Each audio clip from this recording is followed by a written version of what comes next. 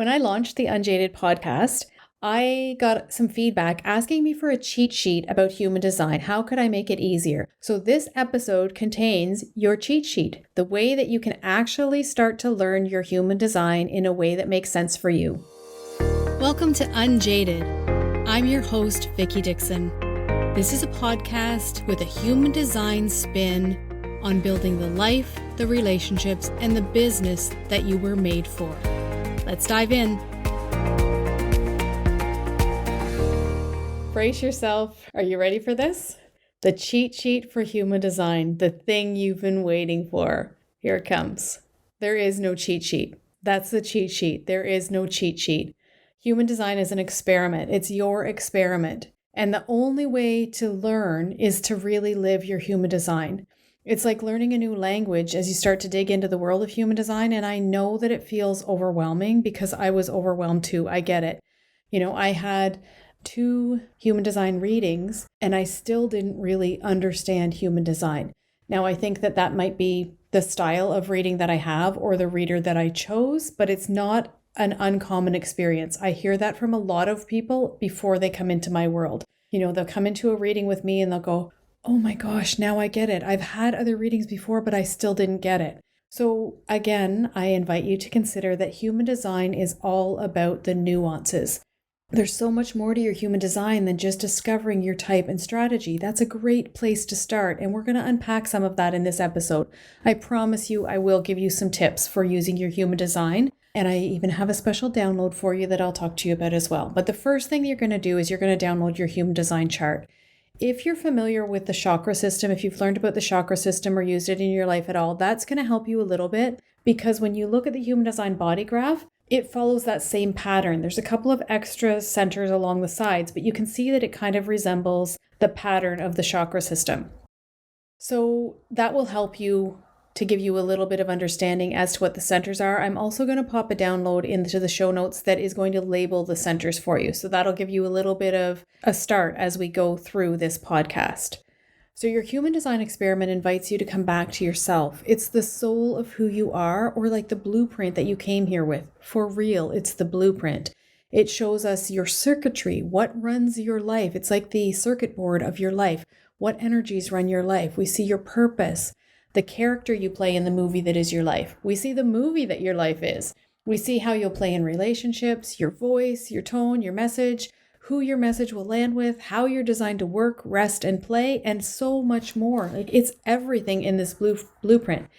And you have to remember that however long you've been on the planet, you've been conditioned away from all of this. You've been conditioned away from yourself.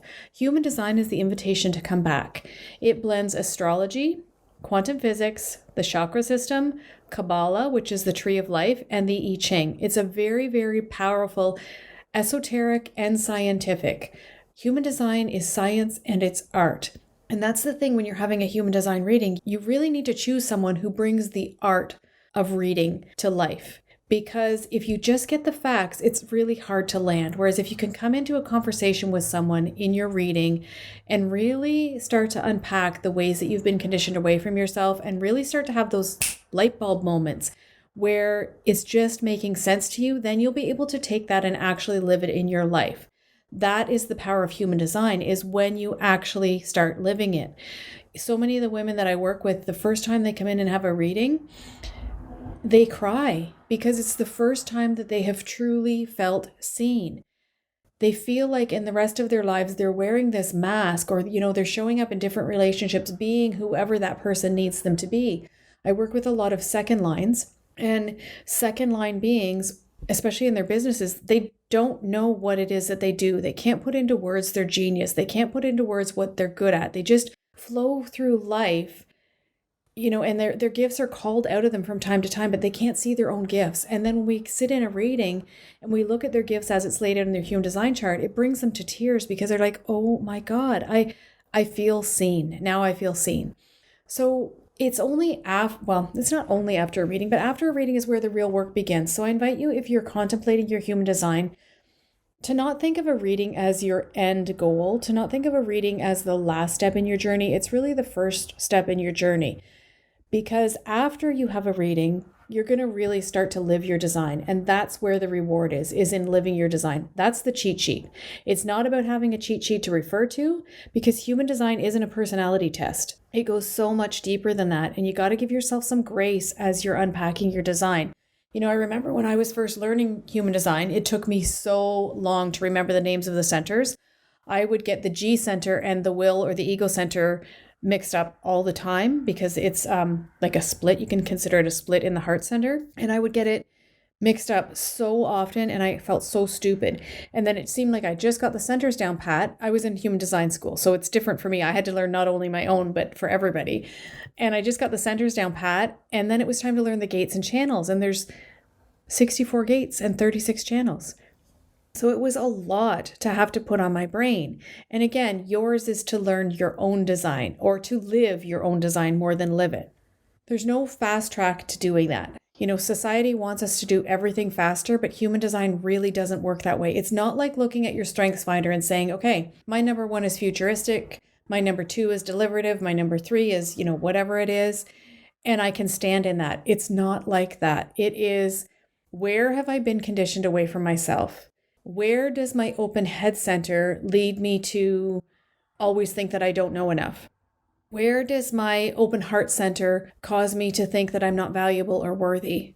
Where does my open emotional solar plexus mean that I people please and I conflict avoid? How do I stand in my defined sacral energy? How do I actually respond to things that are happening? Because I have no idea how that even happens.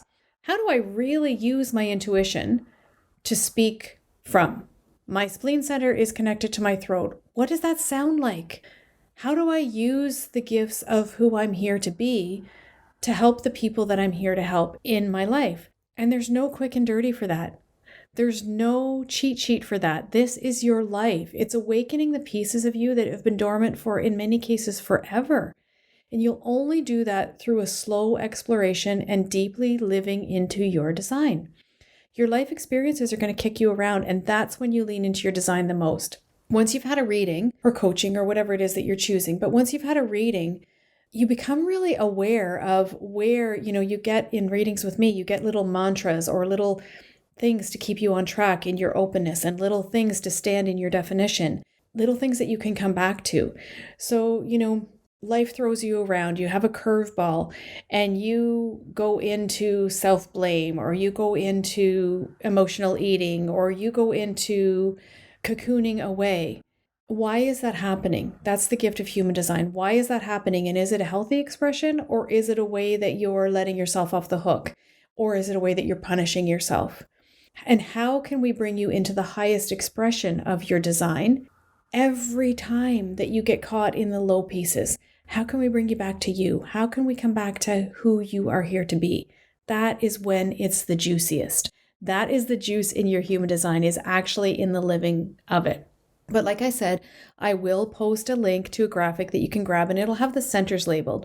So what I would suggest is that you go and download your human design chart, and I put the link into the show notes for that for you. Go and download your human design chart and then label the centers. Because as we go through this podcast, you know, you're going to hear me say things that aren't going to make any sense, or that are going to cause confusion depending on what your design is. But trust me when I say that the more times you hear them, the more they'll land for you. The more times you hear about me talk about that third line profile, someday, maybe 6 months from now, you're going to all of a sudden be like, oh, now I get it. That's how that plays out in my life. Or when I talk about your undefined sacral center, something's going to happen. You're going to be like, oh, that's what she was talking about. You know, and don't just listen to me, listen to all of the human design sources. There's so much good information out there. Just don't let your open head center get carried away with needing all of the information and never applying it. That's the gift. That's the invitation, is to really apply the information that you're learning. You know, we only really absorb about 20% at most of what we're hearing, seeing, reading. So take what you can. Take the 20% that's for you in every episode of Unjaded, in every blog post that I write, in every Instagram post that you see about human design. Take the little percent that's for you that you can grasp onto, and let the rest go. It will come when you're ready for it. Human design is really a path that takes years to uncover. Years. You know, I'm 4 years in. all of the levels of human design certification, a human design mastermind, a human design family coach certification, and I'm still learning about my own design. There are times where I will journal for 2 hours on a specific gate in my design because a life experience has kind of tossed me into the message of that gate. So that's what you get to do once you understand the basics of your design. So I guess I'm just saying, hang in there, hang in there. This is the path. The path is really living your design. The shortcut is this: do the work. That's the shortcut. Live and breathe the work of coming home to yourself. Remember who you are. That's the call of Unjaded, and that's the invitation of human design. Are you up for it?